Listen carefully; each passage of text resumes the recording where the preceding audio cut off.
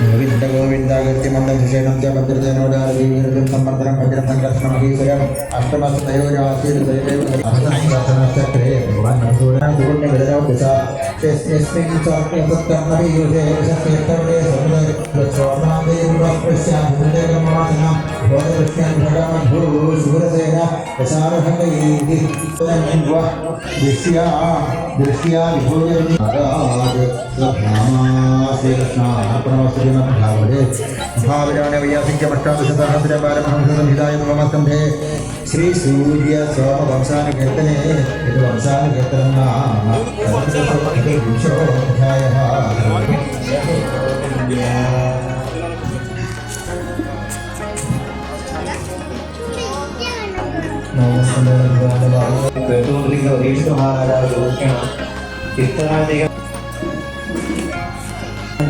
അങ്ങനെ തന്നെയാണ് അത് ആ ഒരു സമ്പ്രദായം.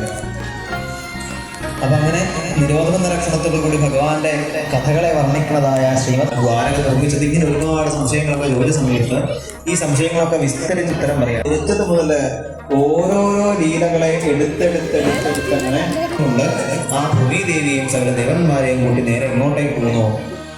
വൈകുണ്ഠത്തിലേക്ക് പോകുന്നു. അവിടെ ഭഗവാനെ പുരുഷ സൂക്തം അവിടെ പ്രത്യക്ഷനായിക്കൊണ്ട് പറഞ്ഞു, പേടിക്കണ്ട, ഞാൻ അവിടെ നന്ദഗോപരുടെയും വസുദേവരുടെയും ദേവകിയുടെയും പുത്രനായിട്ട് അവിടെ പറഞ്ഞു. അവിടെയൊക്കെ തിരിച്ചുപോയി. ആ രംഗത്തിന് ശേഷം അവിടെ അടുത്ത രംഗം ദേവകിയുടെ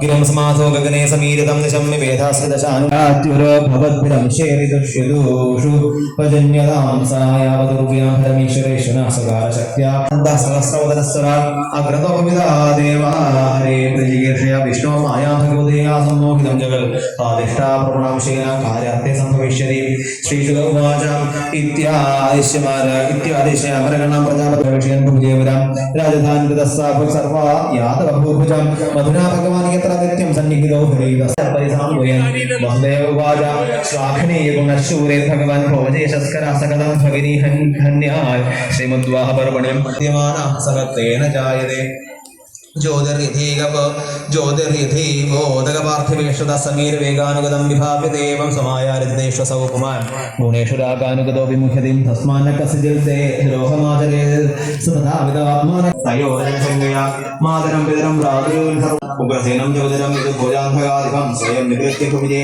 सूर्यं यौवनी वसुदेवस्य कार्यं सेनन्दगोपरियन्याशकं संविघ्नविगरेषु वसन्ते वर्त्येदयोऽत्यन्तदशंसितेन तेहेन्द्रेदं मनुजाशनन्ति एकायनो सौतिफलस्त्रिमूलश्चतुरसर्पञ्चविधन्मायया संवर्धते कृष्णस्त्वां पश्यन्ति नानाविपश्चितो ये विवर्षरूपाण्यवबोधमात्माक्षे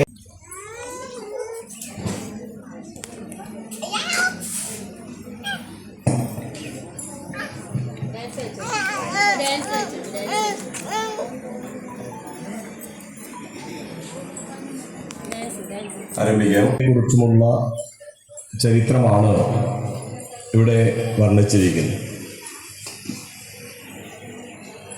നഭകൻ എന്ന മഹാത്മാവിന് നാഭാഗൻ എന്നൊരു പുത്രനുണ്ടായി. അദ്ദേഹത്തിന് കവി എന്നൊരു പേര് കൂടിയുണ്ട്. സ്വത്ത് വിഭജിച്ച സമയത്ത് സാധാരണ നമ്മളൊക്കെ സ്വത്ത് വിഭജിച്ചാൽ എല്ലാ കുട്ടികൾക്കും ഒരേപോലെയാണ് വിഭജനത്തിന് കൊടുക്കുക. അങ്ങനെ അല്ലാത്തവരുമുണ്ട്. പക്ഷേ ഇവിടെ നഭകൻ തന്റെ സ്വത്ത് വീതിച്ചപ്പോ നാഭാഗന് കിട്ടിയത് അച്ഛനെ നോക്കണം എന്നുള്ളതാണ്. അച്ഛനെ നോക്കണം എന്നുണ്ടെങ്കിൽ എന്ത് വേണം? ഒരു ഹോസ്പിറ്റലിൽ പോകണമെന്നുണ്ടെങ്കിൽ എന്താ വേണ്ടത്? പൈസ വേണ്ടേ?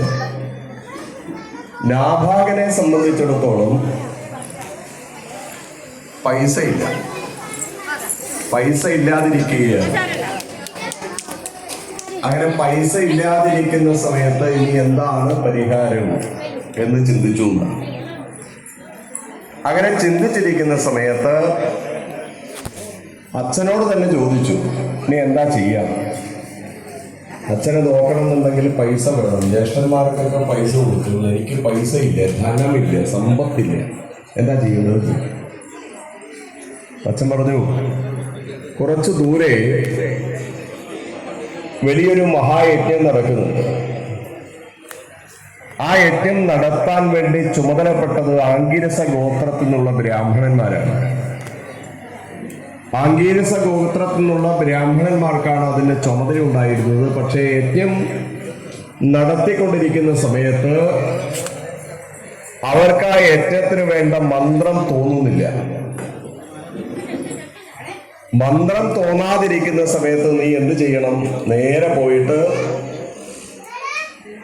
ആ മന്ത്രം അവർക്ക് ഉപദേശിച്ചു കൊടുക്കണം എന്ന് പറഞ്ഞു. മന്ത്രം അവർക്ക് ഉപദേശിച്ചു കൊടുക്കണം തോന്നി. നാഭാഗൻ നേരെ പോയി ഇവരുടെ സ്ഥലത്ത് പോയി എന്ത് ചെയ്തു എന്ന് പറഞ്ഞാൽ, ഈ ആംഗിരസ ഗോത്രത്തിൽപ്പെട്ട ആൾക്കാർക്ക് മന്ത്രം പറഞ്ഞു കൊടുത്തു. അവര് മറന്നുപോയ മന്ത്രം നാഭാഗൻ പറഞ്ഞു കൊടുത്തു. അങ്ങനെ മറന്നുപോയ മന്ത്രം പറഞ്ഞു കൊടുത്തപ്പോ അവർക്ക് കിട്ടിയുള്ള ദക്ഷിണയും പൈസയും ഒക്കെ, വസ്ത്രവും ദക്ഷിണയും ഒക്കെ ഈ നാഭാഗന് ആംഗിരസ ഗോത്രത്തിൽപ്പെട്ട ബ്രാഹ്മണന്മാർ കൊടുത്തു. നാഭാഗന് വലിയ സന്തോഷമായി. കാരണം എന്താ, ഒരു മന്ത്രം ഉപദേശിച്ചു കൊടുത്ത സമയത്ത് അത്രയധികം സാധനങ്ങള് അദ്ദേഹത്തിന് കിട്ടി. നല്ല ധനം കിട്ടി, സമ്പത്ത് കിട്ടി, എല്ലാം കിട്ടി. എല്ലാം കിട്ടിയ സമയത്ത് തിരിച്ച് പുറത്തേക്ക് ഇറങ്ങുമ്പോ ഒരു യുവാവ് വടിയുമായിട്ട് മുന്നിൽ നിൽക്കുന്നു. ആ യുവാവ് വടിയുമായിട്ട് മുന്നിൽ നിൽക്കുകയാണ്. എന്നിട്ട് പറഞ്ഞു, ഇതെല്ലാം എന്റേതാണ്, നീ എന്താ ചെയ്യേണ്ടത്? ഇതിവിടെ വെച്ചിട്ട് പോയിക്കോളൂ. അപ്പൊ നേരത്തെ ഉണ്ടായ സന്തോഷമാണോ ഇപ്പൊ ഉണ്ടാവുക? നേരത്തെ നാഭാഗനെ സംബന്ധിച്ചിടത്തോളം വലിയ സന്തോഷം ഉണ്ടായി. എന്താ കാരണം? ഇത് എനിക്കുള്ളതാണ് എന്ന് നാഭാഗൻ ചിന്തിച്ചു. പക്ഷേ ആ മഹാനായ വ്യക്തി, ആ യുവാവ് വടിയുമായി നിന്നിട്ട് പറയാണ്, ഇത് എനിക്കുള്ളതാണ്, ഇതിവിടെ വെച്ചിട്ട് പോയിക്കോളൂ എന്ന്. നാഭാഗൻ നേരെ അച്ഛൻ്റെ അടുത്ത് വന്നു. അച്ഛൻ്റെ അടുത്ത് വന്നിട്ട് പറഞ്ഞു, ഞാൻ അവിടെ പോയി ആ ബ്രാഹ്മണന്മാർക്ക് ഇത് ഉപദേശിച്ചു കൊടുത്തു. ഉപദേശിച്ചു കൊടുത്ത സമയത്ത് അവരെനിക്ക് ദക്ഷിണ തന്നു, വസ്ത്രം. അച്ഛൻ രാമന്റെ പട്ടാഭിഷേകം, രാമന്റെ പട്ടാഭിഷേകത്തിന് ക്ഷണിക്കേണ്ടത്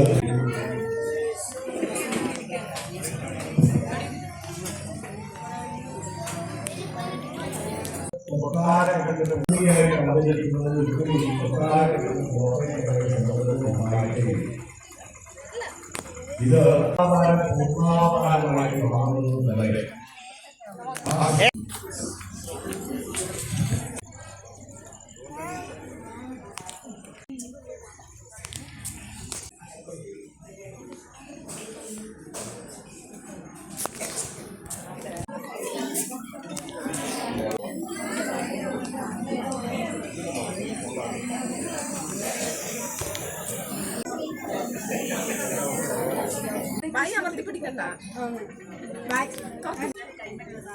ബായ് അങ്ങനെ ആക്കണ്ട ശരി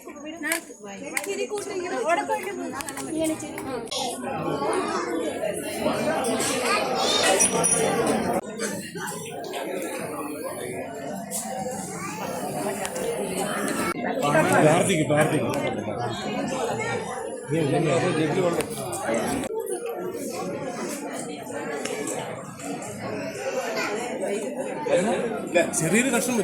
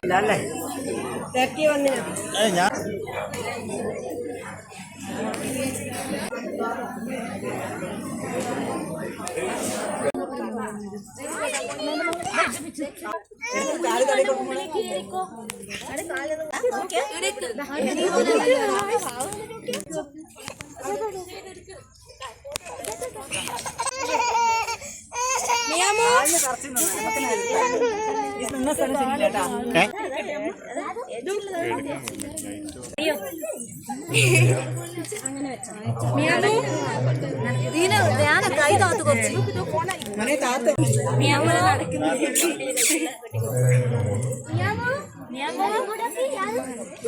മോളെ ഒന്ന് മാറും കൈ താത്ത് ധ്യാന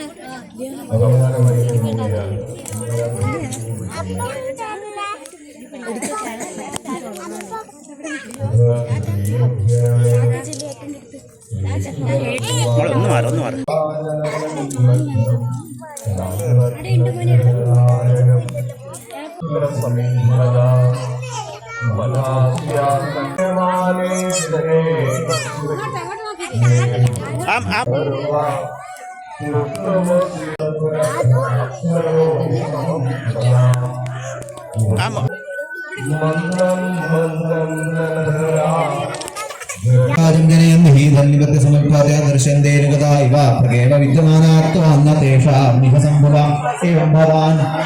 ബുദ്ധിനുമേയ ലക്ഷണൈർഗ്രാഹ്യർഗുണൈ സന്നവിദഗ്നാഗ്രഹ അനാമൃതത്വാൽ ബഹിരന്തരം നദേ സർവസ്യ സർവാത്മനാത്മവസ്തുനാം